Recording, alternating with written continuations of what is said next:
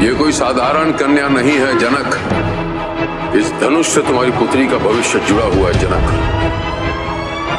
ये धनुष निर्धारित करेगा कि भविष्य में सीता का योग्य वर कौन।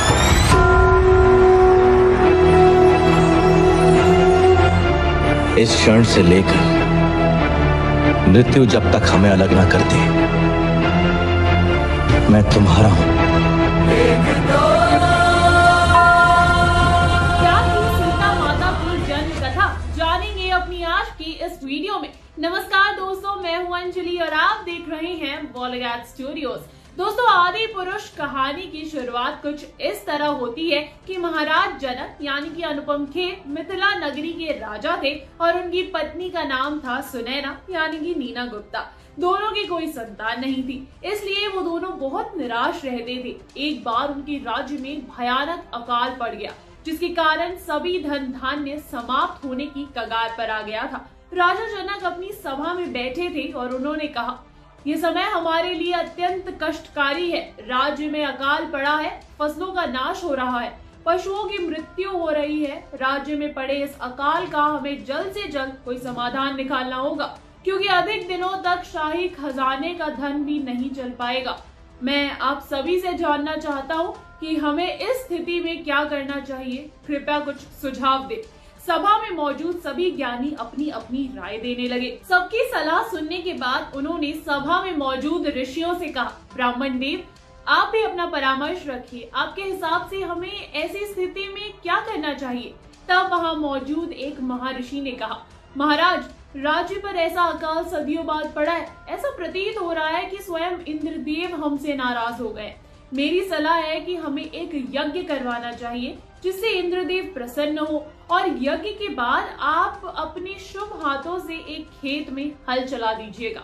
महाराजा जनक ने ऋषियों की आज्ञा मान ली और आदेश दिया, मुझे लगता है कि आपका परामर्श सही है। राज्य में इंद्रदेव को प्रसन्न करने के लिए भव्य यज्ञ का आयोजन किया जाए। अगले दिन यज्ञ होता है और यज्ञ होने के बाद राजा जनक सभी ऋषियों और सभापतियों के साथ खेत में हल चलाने जाते हैं।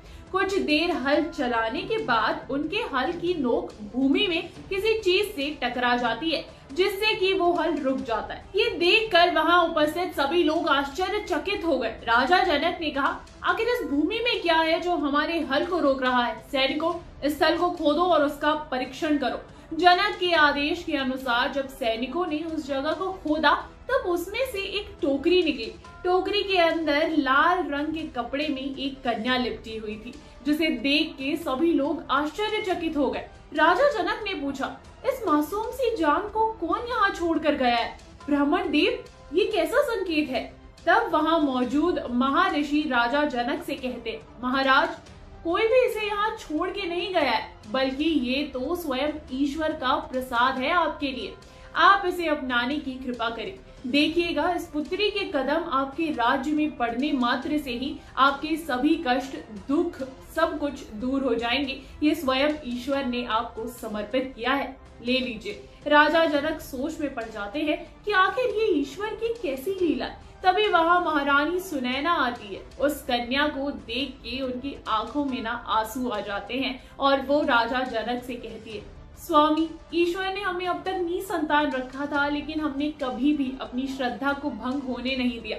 हमें हमेशा से विश्वास था कि ईश्वर हमें एक ना एक दिन अवश्य फल देगा। हो सकता है कि ये हमारा उसी विश्वास का नतीजा हो। स्वामी, हमारे आंगन में खुद लक्ष्मी चल के आई है। भगवान के इस आशीर्वाद को हमें अपनी पुत्री के रूप में स्वीकार कर लेना चाहिए। देखिएगा, ये अपने साथ हमारे राज्य के लिए बहुत सारी खुशियां लेकर आएगी। राज्य पर आने वाली सभी विपदा इसके आने से समाप्त हो जाएगी। तो अब क्या करेंगे राजा जनक, जानने के लिए देखते रहिए बॉलीवुड स्टूडियोज। साथ ही साथ इस वीडियो को लाइक करें और शेयर करें, और हाँ, सब्सक्राइब कीजिए हमारे चैनल बॉलीवुड स्टूडियोज को। नमस्कार।